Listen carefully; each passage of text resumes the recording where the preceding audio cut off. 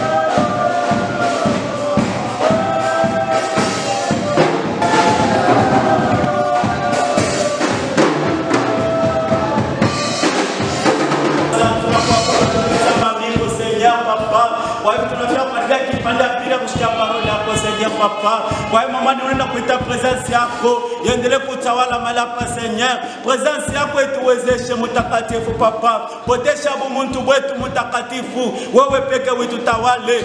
Tunaacha mtumishi wako ule ulitayarisha usubuhi leo kwa kutulisha neno Papa. Umuwezeshe mufike muntu wako mtakatifu. Tusemee kupitia Roho Mtakatifu ni katika jina la Yesu tunaomba hivi. Amen. Amen. Kintu mimi napenda uiwe kusema mishina responsable wa hii kanisa. Responsable wa kanisa ni nani? Jésus Christ. Amen. Alléluia.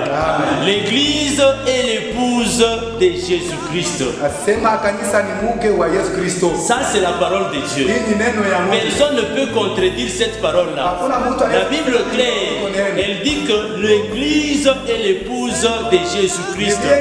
Nasema kanisa ni mke wa Yesu Kristo. Amen. Alléluia. Amen. Alléluia. Nous ne sommes que les gérants de l'église. Mais c'est lui qui garde, qui surveille, qui contrôle toute l'église, c'est Jésus-Christ seul. Demain ou après-demain, moi je partirai. Et on peut mettre les frères juniors. Après le frère junior, quelqu'un d'autre pourra venir. On peut mettre le frère patient. Après le frère patient, on mettra même quelqu'un d'autre.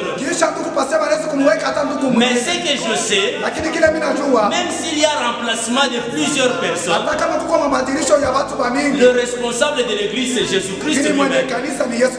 Et parce que c'est son œuvre, l'œuvre de Jésus-Christ ne meurt jamais. L'œuvre de Dieu ne meurt jamais. Alléluia. Je vous salue au nom puissant du Seigneur Jésus-Christ. Swahili ninaijua. Mais kama ni wakati ya sauti hivi vinanikuyaka nguvu ifo ni waze mbele mu Swahili, jo ni traduire, jo ni ubiri. Haleluya. Ndio pale mimi napenda kuya hapo na interpret. Mungu atubariki sana. Mais kitu kingine yua kusema hii kanisa iko bezwe na wewe. Amen. Hii kanisa juu ya maendeleo ya hii kanisa haina responsabilite paka ya Yesu Kristo. Yesu Kristo yuko bezwe na kubariki bantu ba hii kanisa kupitia wewe. Haleluya. Mimi najua mara mingi niko na ushuhuda ya mingi sana, mara mingi kama tunakaribia hapa tukishe tu kuabudu nikitoke mimi natokaka na furaha ya ajabu kabisa ndani yangu. Njoo ya nini? Inikaraka furaha, inikaraka ni alama ya kusema deliverance fulani fulani ilifanishika mu maisha. Amen. Haleluya. Ndio kwa nini nasema kwa bantu ba mingi hivi vichi vyote ifu bantu ba yalemo juu nabo baishi ile baraka tu unaishi. Mena ni mu responsabilité yako na mie ya kutafuta bantu kubaleta ifuashi. Mungu atubariki sana. Je bénis les choristes. Ninapendaka mwimbaji sana.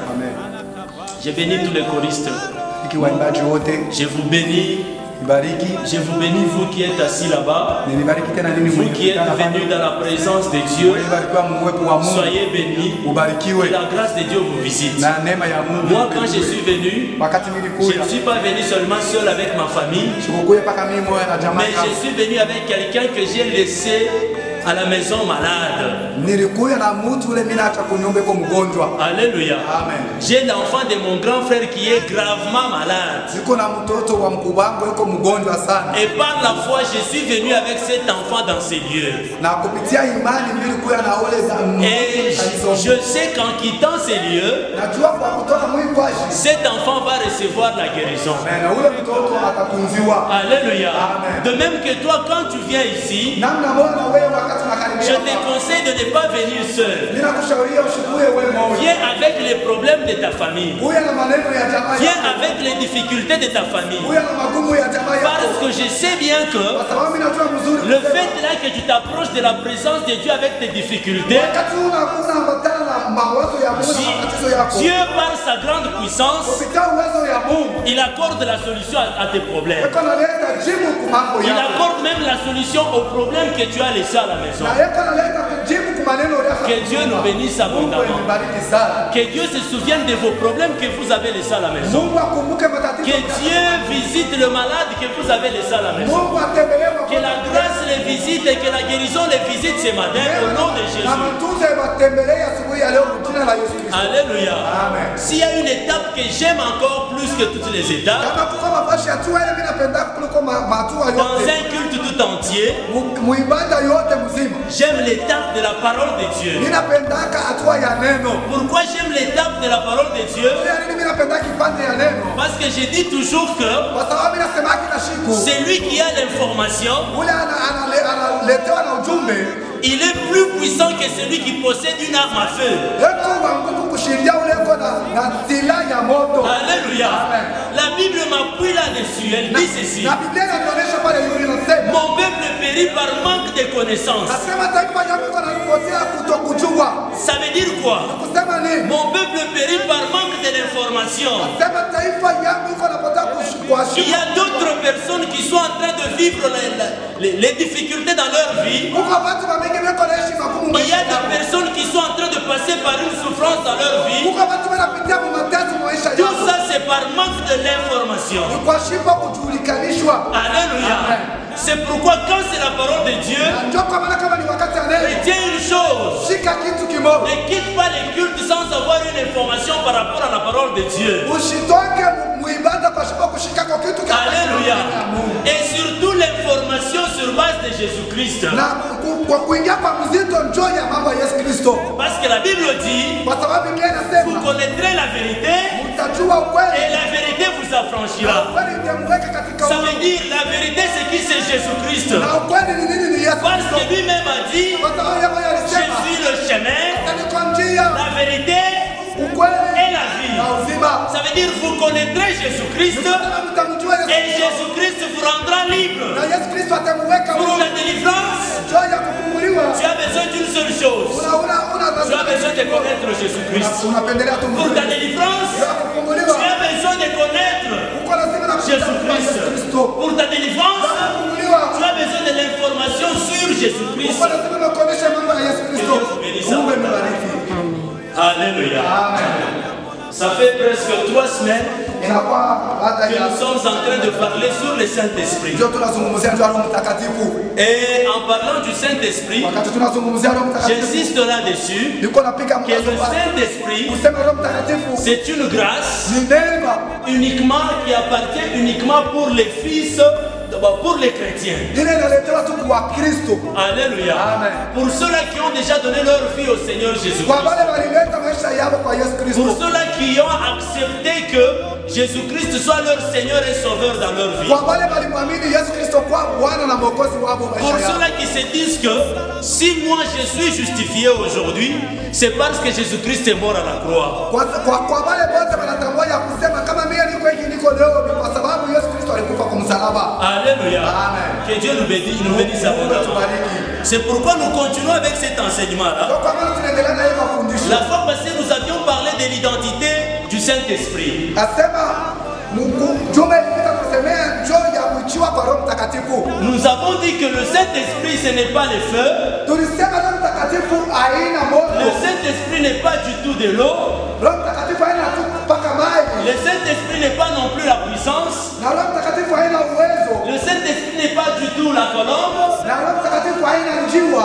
Alléluia. Amen. Mais le Saint-Esprit, c'est Dieu lui-même. Lakini Roho Mtakatifu ni Mungu yeye mwenyewe. Et il y a quelqu'un qui a inventé le mot Trinité. Na kuka mtu alitosha utatu wa Mungu. Le mot Trinité, Utatu wa ce Mungu. n'est pas un mot qui existe dans la Bible. Haina tamko yako Il ndani. a juste créé cela Lakini ni mtu pour alitosha. faire voir au monde, Njoo ya kuonyesha kutulia. pour révéler au monde Njoo ya kufunua que kutulia. notre Dieu, Sasa Mungu wewe c'est une personne ni mtu mmoja. qui se manifeste en 3 dimensions. Yeye anatuonyesha hatua La tatu. dimension du Père, Asema hatua ya la Baba, dimension du Fils hatua ya Mwana et la dimension du na Saint-Esprit. hatua ya Roho Mtakatifu. Alléluia. Amen. Le Père, c'est lui-même Yahweh. Na Baba ni yeye Bwana Yahweh. Le Père, c'est lui-même Elohim, qui veut dire le Créateur. Na Baba ni yeye Bwana muumbaji. Alléluia. Amen. Et le Fils, c'est qui? Na Mwana ni nani? Selon Jean chapitre 1, verset 1, Na kwa kusema on nous dit au commencement était la parole, anasema kwa mwanzo alikuwa ni neno. la parole était avec Dieu, Alikuwa na Mungu. et la parole était Dieu. Na neno alikuwa ni Mungu. La parole s'est fait chair. Asema neno ikakuya mwili. Alléluia. Amen. Et cette parole-là, c'est Na Jésus-Christ. ile neno ni Yesu. Et toute chose a été créée par elle. Na kila kitu kiliumbiwa naye. Alléluia. Amen. Là, c'est le Fils. Pale ni Mwana. Et là, maintenant, là, nous parlons du Saint-Esprit. Na hapo tunasemea juu ya Roho Mtakatifu. Et nous avons souligné une chose que nous devons devons tous retenir Na tulipiga mkazo sana kwa kitu tulishika shibo. est que le Saint-Esprit c'est le paraclet, Asema Roho Mtakatifu ni ule défenseur, ni ule eko anasaidia mtu kumsambia. l'intercesseur. Asema ule eko analombea mtu. Alléluia. Amen. Le Saint-Esprit, Roho Mtakatifu c'est lui qui veut la sagesse, ule eko anatafuta hekima. c'est lui qui veut l'intelligence, Ule eko anatafuta akili. c'est lui qui a besoin de la force. Ule eko lazima na Mungu. Il doit désirer le Saint-Esprit dans sa vie. Anabidi Roho Mtakatifu maisha Et yake. nous avons souligné encore que le Saint-Esprit a une personnalité. Na tulisema Roho Mtakatifu yuko na bumuntu bwake. Alléluia. Amen. Le Saint-Esprit a une personnalité. Roho Mtakatifu yuko na bumuntu. Le Saint-Esprit peut voir. Roho Mtakatifu unaziona. Le Saint-Esprit peut parler. Roho Mtakatifu unazisema. Le Saint-Esprit peut se déplacer. Roho Mtakatifu Le unazikutembea. Saint-Esprit peut être content. Roho Mtakatifu Ou unazikuwa. encore le Saint-Esprit peut être triste. Lakini na wakati mwingine Roho Mtakatifu unazikuwa katika huzuni. Ça forme la personnalité du Saint-Esprit. Ile inaonyesha bumuntu wa Roho Mtakatifu. Alléluia. Amen. Maintenant aujourd'hui, Na leo nous continuons avec les enseignements tunaendelea na mafundisho. tout en soulignant un point Tuko njoo ya nukta moja. qui est l'origine du Saint-Esprit dans l'homme. Asema chanzo wala chemchemu ya Roho Mtakatifu ndani ya mtu. Alléluia. Amen. L'origine du Saint-Esprit dans l'homme. Chanzo ya Roho Mtakatifu ndani ya mtu. Nous allons lire Genèse chapitre 2 verset 7. Tutasoma Mwanzo. Vous qui écrivez, que Dieu vous bénisse encore une fois. Mwema kuandika, Mungu nibariki. Et il y a une chose que je devrais souligner, Wewe kitu tena mimi nipasha ce qui fait la réussite d'une église, kile kiko naleta kuweza kwa kanisa ce n'est pas nos efforts personnels, haina nguvu yetu shibeni, mais c'est la puissance du Saint-Esprit. lakini ni uwezo wa Roho Mtakatifu, Parce que le Saint-Esprit peut aussi s'attrister.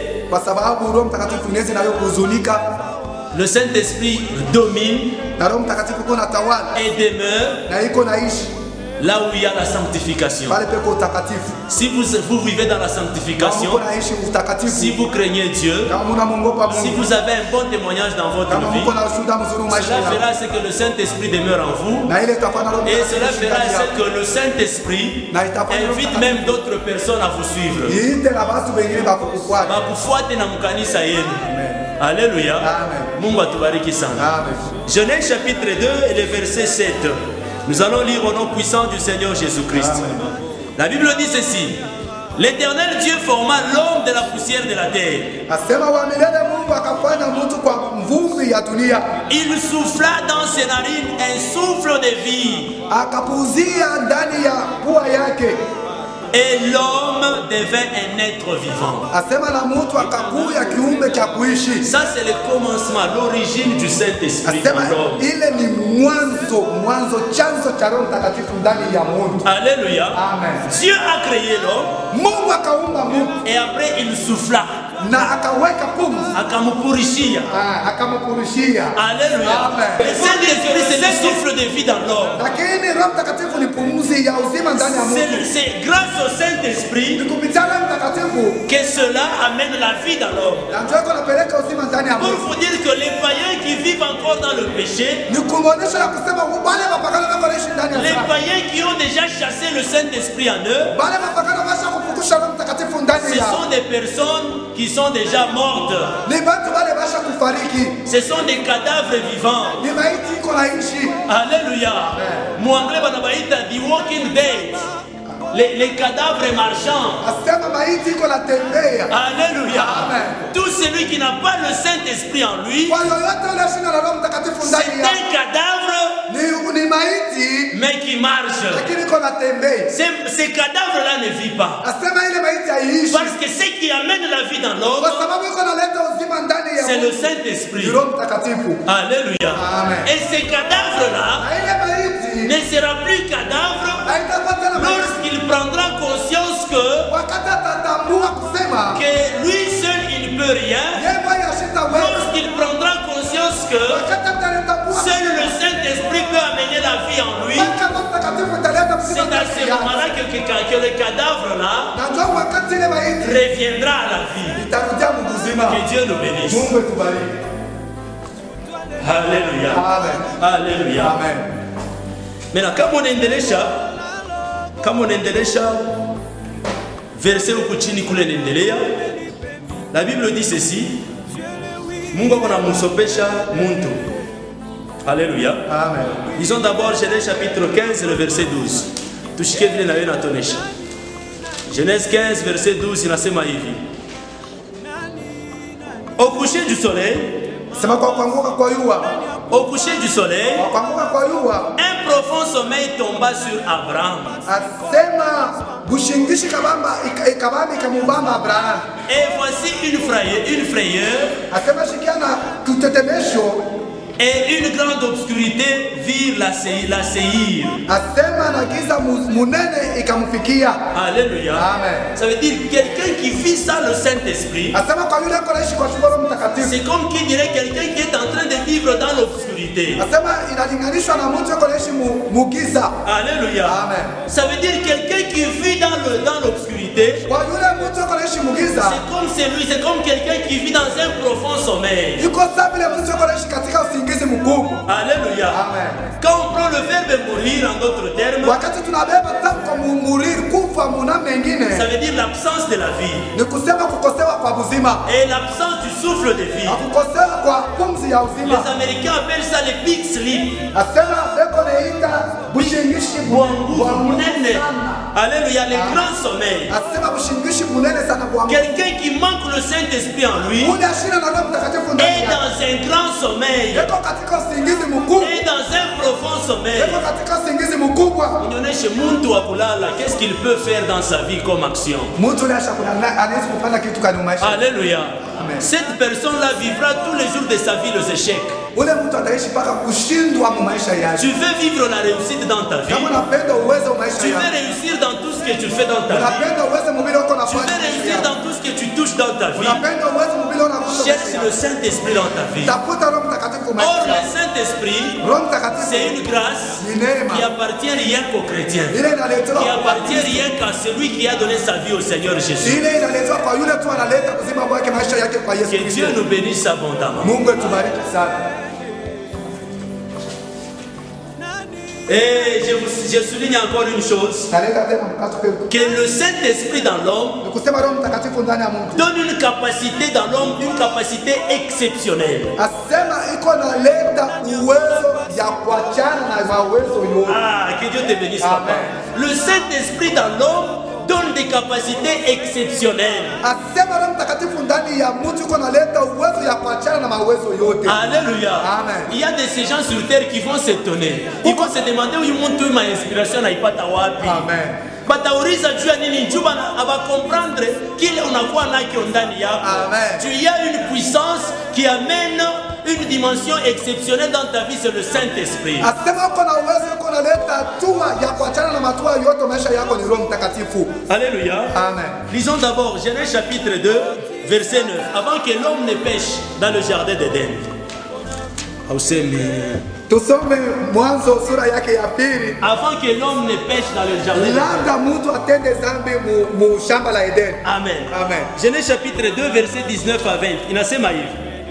L'Éternel Dieu forma de la terre tous les animaux des champs Asema wa milele Mungu akafanya kupitia bulongo banyama bote et tous les oiseaux du ciel. na bandege bote Il les fit venir vers l'homme akebaleta kumela mutu pour voir comment il les appellerait, jo ya kwana namna kani ateba pana afin que tout être vivant portât les noms que lui donnerait l'homme. na kufika mu wakati kila kitu chote cha kuishi kibebe njina ile mtu atamupa Et l'homme donna des noms à tous les bétails, na mtu akaleta manjina kwa wanyama wote aux oiseaux du ciel et à tous les animaux des champs. asema kuwandeke na wanyama wote wa shamba Vous, tous les animaux que nous connaissons dans ce monde, asema wanyama wote wale tunajua mu dunia leurs noms que nous les appelons, que nous les appelons avec, ile manjina yote tuko ne baiti ces noms-là, ile manjina ce n'est pas Dieu qui les a donnés. aina Mungu alibapanga C'est l'homme qui a donné à chaque animal son nom. ni mtu alipanga kila nyama njina yake Quelle dimension exceptionnelle! asema atua kani ya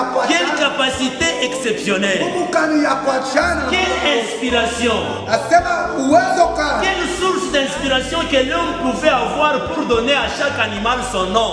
chemchemu kani ya upako ya mtu alipata njoo ya leta kwa kila nyama njina yake Aujourd'hui, on a les chats, leo tuko na pusi le chien, imbwa des souris, bapanya, les insectes, bilulu, les grands animaux qu'on appelle dinosaures par exemple, asema banyama bakubwa bale banene bako naita ba les dinosaures, éléphants. asema batembo. Alléluia. Amen. Bale banyama bote, toatuloko, bia binene, bia moyen, les animaux sauvages, les animaux domestiques. Bainje na ba mukoro. Tous les noms là de ces animaux-là, ce n'est pas Dieu qui a donné à ces animaux-là les noms, mais c'est l'homme. Aina Mungu alimapanga lakini ni muntu. Tout ça grâce à quoi? Grâce à la puissance du Saint-Esprit qui était dans l'homme. Kupitia uwezo wa Roho Mtakatifu ulikuwa ndani ya Mungu. Alléluia. Amen. Que Dieu bénisse sa parole. Mungu abariki neno. Mais le problème intervient. Sasa neno inakuya. Après le péché, Kisha dhambi. l'homme a perdu la vie. Mtu akapotesha uzima. L'homme a perdu le souffle de vie en lui. Mtu akapotesha ile pumzi ya uzima ndani yake. Et c'est plus précisé dans Genèse chapitre 3. Dans le verset 24, on nous dit ceci. Et l'Éternel Dieu les chassa du jardin d'Éden pour qu'il cultivât la terre d'où il avait été pris. C'est ainsi qu'il chassa Adam et le mit à l'orient du jardin d'Éden des chérubins qui agitait une épée flamboyante pour garder le chemin de l'arbre de vie.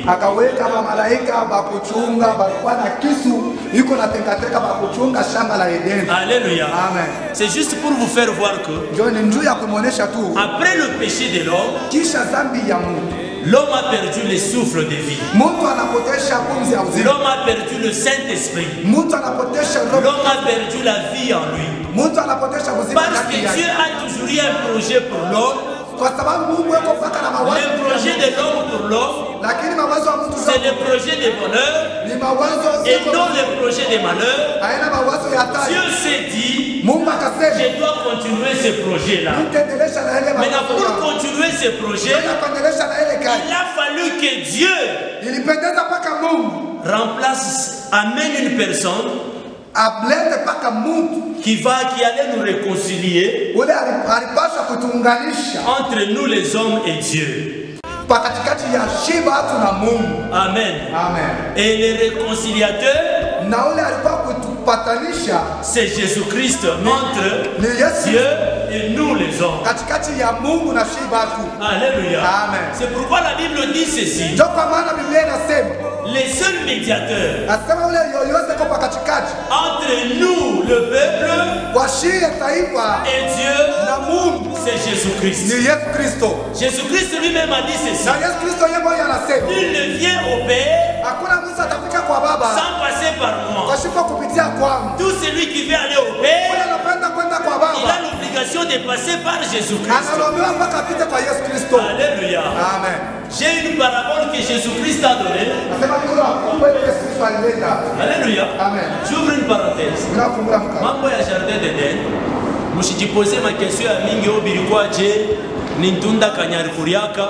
Le grand problème que Dieu voulait, c'est l'obéissance de l'homme. Alléluia. Je vois nos frères d'autres églises qui développent que le fruit que l'homme et la femme ont mangé, c'était la sexualité.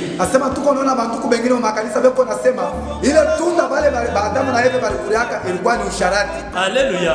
Mais en réalité des choses, que ce soit la sexualité, que ce soit autre chose, mais Dieu voulait seulement qu'il doit me revenir.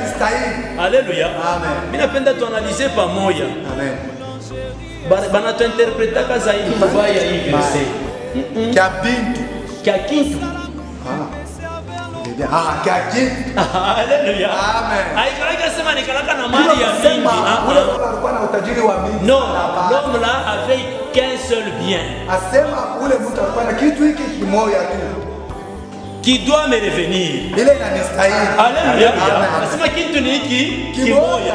Mais anakikabria kubantu hapa bawili. Que Dieu nous bénisse. Amen. Ni kitu kimoja. Anakikabria kubantu bawili.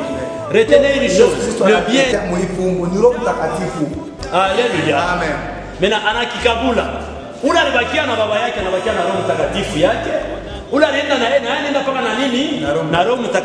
Le plus jeune fils,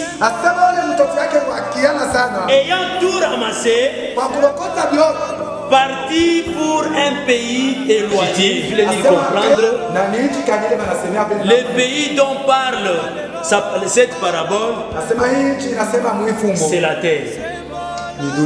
Alléluia. Amen. Parti pour un pays éloigné. Alléluia. Kile kintu yake anakipotesha. Amen. Amen. Anakipotesha en vivant dans la débauche. Le Saint-Esprit a une personnalité. Il peut parler. Il peut aussi s'attrister. Et quand le Saint-Esprit est attristé, ce qu'il fait seulement, le Saint-Esprit de David, c'est le péché. Et la Bible dit ici que, à cause de la débauche, les fils et les jeunes filles, ils tout dépensé. Une grande famille survint dans ce pays. Et il commença à se trouver dans le besoin. On a quoi on a besoin? Alléluia. Amen. Et c'est le besoin de quoi? C'est le besoin de quoi? C'est le besoin de quoi?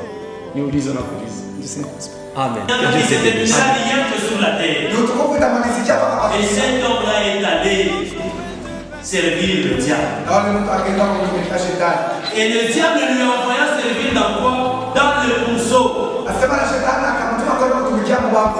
Dans la saleté. Un pourceau, même si vous le lavez proprement comment? Après l'avoir lavé, il ne se réjouit que d'aller se baigner dans l'eau sale. Il ne se réjouit que d'aller se baigner dans la saleté. Quand il se baigne dans la saleté, c'est alors qu'il se réjouit. C'est pourquoi un pourceau, c'est un homme pécheur, un homme sans le Saint-Esprit, un homme qui vit sans la puissance du Saint-Esprit en lui. Que Dieu bénisse sa parole. Étant rentré en lui-même, étant rentré en lui-même, quand nous prenons le verbe rentrer, le verbe rentrer veut dire retourner. Revenir, rentrer.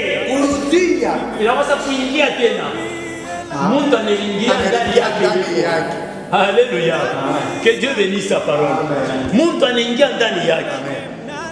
Et il s'est dit, combien de mercenaires chez mon père ont du pain en abondance? Et qui est-ce qu'on appelle mercenaire? Un mercenaire, c'est un étranger. Alléluia. Un mercenaire n'est pas digne d'être appelé fils de Dieu. Alléluia. Je ne pense pas que Moïse était le fils de Dieu. Moïse n'a jamais été le fils de Dieu. Moïse était un serviteur. Du fait que Moïse était un serviteur de Dieu, voilà la raison pour laquelle Moïse fait partie de mercenaires qui travaillent auprès de Dieu. Et un mercenaire, quand il travaille, c'est pour bénéficier de quelque chose seulement. Un autre mercenaire que je peux vous citer, c'est Élie le prophète. Élie le prophète était considéré comme un mercenaire. Si vous regardez la fin de Moïse et la fin de Élie le prophète, c'est une même fin. Qu'est-ce qui prouve que c'est une même fin? Moïse, le corps de Moïse n'a jamais été trouvé. Tout comme le corps d'Élie n'a jamais été trouvé. Parce que la Bible dit, Élie était monté, était parti au ciel. Que Dieu nous bénisse. C'est-à-dire quand il travaillait pour être payé. Et leur salaire était celui d'aller au ciel. Que Dieu nous bénisse. Mais nous aujourd'hui, nous sommes dignes d'être appelés fils de Dieu.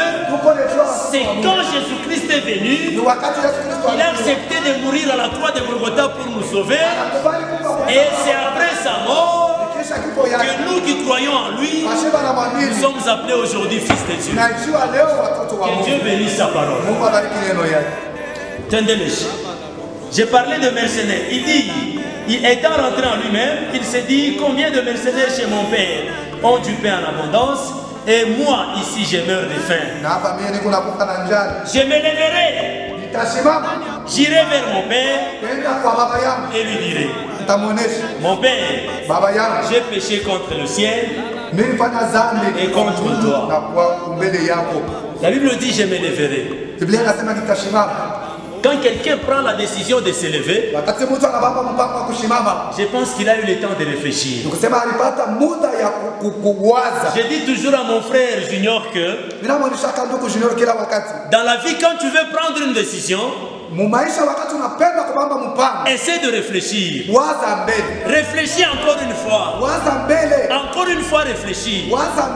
Jésus-Christ a dit, si tu veux parler, essaie de tourner d'abord ta langue au moins 7 fois. C'est pour dire en d'autres termes que si tu veux prendre une décision, essaie de réfléchir au moins 7 fois. Moi, j'ajoute sur ce que Jésus a dit. Pourquoi réfléchir? Parce que toute décision que nous prenons engage notre corps, engage notre âme et engage notre esprit. C'est pourquoi avant de prendre n'importe quelle décision dans ta vie, réfléchis. Et encore une fois, réfléchis. Encore une fois, réfléchis. Encore une fois, réfléchis. Parce que cet enfant, quand il dit je me lèverai, c'est-à-dire qu'il a eu le temps de réfléchir. Il a pris tout son temps de réfléchir. Quels que soient les problèmes par lesquels tu passes, quelles que soient les complications de la vie que tu as aujourd'hui, tout ce que moi je vais te demander, réfléchis avant de prendre une décision. Que Dieu te bénisse. Il dit ceci, je dirai à mon père, j'ai péché contre le ciel et contre toi. Je ne suis plus digne d'être appelé ton fils. Ça, je l'ai déjà dit. Celui qui est digne d'être appelé fils, c'est celui qui croit au Seigneur Jésus-Christ et qui a le Saint-Esprit en lui. Traite-moi comme l'un de tes mercenaires. Et il s'éleva, il alla vers son père. Comme il était encore loin, son père le vit et fut émis de compassion. Fut émis de compassion. Anashikilia mtoto yake buluma. Amen. Que Dieu nous bénisse. Amen. Même ceux qui vivent encore dans le péché jusqu'à aujourd'hui, même toi qui n'as pas le Saint-Esprit aujourd'hui dans ta vie, retiens une chose, ne te condamne plus, ne te condamne pas par rapport à ce que tu as déjà fait. Arrête de te condamner, retiens une chose, Dieu t'aime encore, Dieu a la compassion pour toi, Dieu est ému de compassion pour toi, du fait qu'il te voit souffrir, du fait qu'il te voit souffrir, parce que le salaire du péché, c'est la mort. Oh Jésus. Il courut et se jeta à son cou et le baisa encore. Pour dire que Dieu t'attend. Toi qui n'as pas encore donné la vie au Seigneur Jésus-Christ, il t'attend. Toi qui ne t'es pas encore donné complètement au Seigneur Jésus-Christ, le Seigneur Jésus-Christ t'attend. Le fils lui dit, mon père, j'ai péché contre le ciel et contre toi. Je ne suis plus digne d'être appelé ton fils. Mais le père dit à ses serviteurs, apportez vite la plus belle robe et l'en revêtez. Mettez-lui un anneau au doigt et des souliers aux pieds. Amenez les veaux gras et tuez-le. Mangeons. Réjouissons-nous, car mon fils que voici était mort, il est revenu à la vie. Il était perdu et il est retrouvé. Et ils commencèrent à se réjouir. Que Dieu bénisse sa parole. Que Dieu bénisse sa parole. Juste pour vous souligner une chose, que celui qui n'a pas le Saint-Esprit, c'est un cadavre. Celui qui n'a pas le Saint-Esprit, Saint-Esprit, il est déjà mort. Celui qui n'a pas le Saint-Esprit, il vit dans l'ignorance. Celui qui n'a pas le Saint-Esprit, il vit sans aucune connaissance. Or la Bible dit, mon peuple périt par manque de connaissance. Et la grande connaissance que tu dois chercher ce matin, c'est la connaissance du Fils de l'homme. La grande connaissance que tu dois chercher ce matin, c'est la connaissance de Jésus-Christ. Dès que tu as cette connaissance-là, tu as la vie. Dès que tu as cette connaissance-là, tu as la vie. Et pour avoir cette connaissance en toi, il te faut le Saint-Esprit. C'est le Saint-Esprit qui doit t'enseigner sur Jésus-Christ. C'est le Saint-Esprit qui doit te révéler les choses cachées en Jésus-Christ. Tu veux accomplir l'exceptionnel sur cette terre, tu as appelé à chercher le Saint-Esprit. Même cette église a besoin du Saint-Esprit. Mais une chose que je veux te demander, ne regarde pas cette église avec les yeux physiques. Regarde cette église avec les yeux spirituels. Regarde cette église avec les yeux de l'aigle. Pourquoi je te demande de regarder cette église avec les yeux de l'aigle?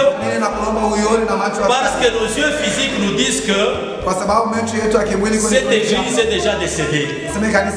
Cette église est cadavre. Mais moi je te dis une chose. L'église ce n'est pas l'abondance des personnes au milieu de nous. L'église ce n'est pas la foule. L'église c'est toi qui es assis déjà là. C'est toi l'église. Dieu a besoin de toi. C'est toi qui es l'épouse de Dieu. C'est toi qui es l'épouse de Jésus-Christ. Jésus-Christ a besoin de te voir. Jésus-Christ n'a pas besoin de ceux qui ne sont pas parmi nous. Mais Jésus-Christ a besoin de toi. Que Dieu bénisse sa parole. Que Dieu bénisse sa parole. Que Dieu nous donne les yeux spirituels pour que nous puissions voir cette église dans une année. Vous verrez autre chose. Vous verrez autre chose. Parce que partout là où on parle de Jésus-Christ, c'est Jésus-Christ lui-même qui descend et c'est lui-même qui bat sa campagne. Alléluia. Parce qu'il confirme encore une chose. Il a dit là où 2 ou 3 se réunissent à mon nom, mon Dieu, je suis au milieu d'eux. Comme moi et vous, nous nous réunissons ce matin, pas pour un parti politique, pas pour des cultures. Alléluia. Mais nous nous réunissons ce matin au nom puissant du Seigneur Jésus-Christ. Parce que nous nous réunissons au nom du Seigneur Jésus-Christ. Jésus-Christ est dans ces lieux. Je te dis ce matin, Jésus-Christ est dans ces lieux. Je te dis ce matin, Jésus-Christ lui-même est en train de parler de son nom. Jésus-Christ est en train de faire sa propre publicité. Jésus-Christ lui-même va appeler des personnes qui viendront dans ces lieux. Jésus-Christ va appeler des personnes qui vont soutenir cette œuvre. Parce que cette œuvre-ci ne nous appartient pas. C'est son œuvre. C'est pourquoi tous les jours de notre vie, tous les jours de l'existence de cette église, nous avons besoin du Saint-Esprit. Nous avons besoin du Saint-Esprit. Et quand Jésus-Christ reviendra, il viendra chercher le Saint-Esprit. Il viendra chercher sa parole. Et la parole, la personne qui sera ressuscitée facilement, et pour aller hériter le royaume, c'est la personne qui aura le Saint-Esprit en lui. C'est la personne qui aura la parole de Dieu en lui. Et l'homme de Dieu a dit, l'épouse ne vivra pas jamais, ne passera jamais au jugement, au saint-jugement. Parce que ce que je sais, c'est que la Bible nous dit. La Bible nous dit, quelle que soit la forme par laquelle tu mourras, je sais une chose, quand Jésus-Christ reviendra, tu entendras sa voix. Tu entendras sa voix. Et tu reviendras à la vie. Quand nous allons revenir à la vie, il va passer le païen. Tous les païens, il va le faire passer au jugement. Mais son épouse ne passera jamais au jugement. C'est pourquoi, quand c'est la parole de Dieu, retiens la parole de Dieu, médite ce qui se passe ici, réfléchis encore une fois.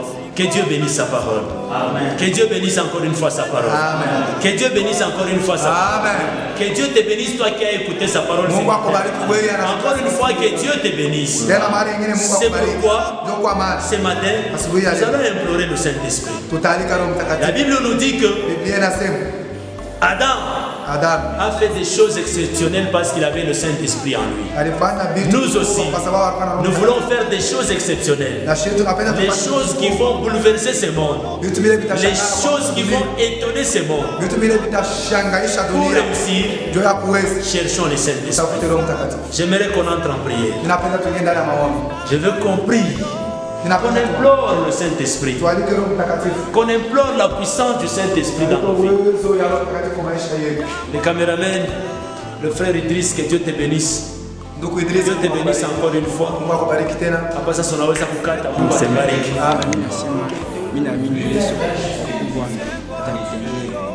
yote na kosa yangu nilifanya, natubu kwa mbele ya Mungu. Ameniwezesha na kunilinda. Dhambi yote nilifanya hapa chini ya jua, natubu kwa Mungu. Alikuwa na imani ya Mungu. Kwa Mwislamu naanza kuabudu Yesu sioni, lakini mimi nasema hapana. Hivi ni okoe kwa Mungu ndio ataniokoa. Kufika kwa Mungu mlango ananifungulia.